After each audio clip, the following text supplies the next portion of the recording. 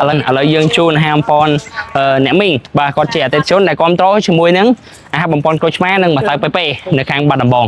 ហើយឆៃដល់មែនទេជួបគ្នានៅមណ្ឌលគិរីបាទឥឡូវជូនអ្នកមីងមួយកំប៉ុងបាទមិញបាទជូនមីងមួយដែរបាទពីមុនគ្រាប់ល្អដល់ហើយគ្រាប់បាទចោលនេះហើយបងប្អូនផលិតផល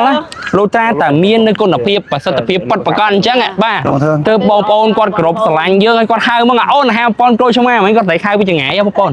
បាទសិនថាបើសិនណាជាអត់ល្អមិនអាចទូបានការគ្រប់គ្រងច្រើនទេបាទគ្រប់គ្រងដាក់ឯង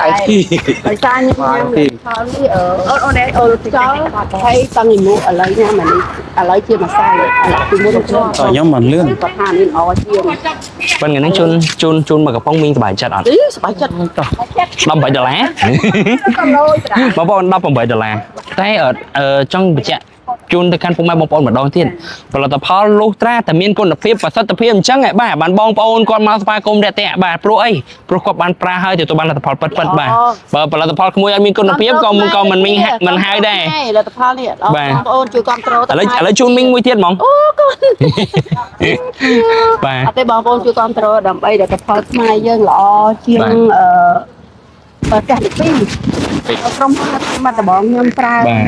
គ្រួសារខ្ញុំគាត់ទៅមកហើយហៅពវៀនធំទូច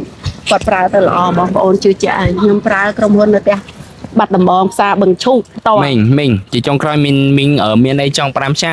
ទៅកាន់ពុកម៉ែបងប្អូនដែលឈឺកាពះអញ្ចឹងមីងចាបងប្អូនដែលបានឈឺកាពះបងប្អូនជឿមិនខុសបំណងដោយសាររូបគ្រួសារយើងខ្ញុំឈឺជឿជាក់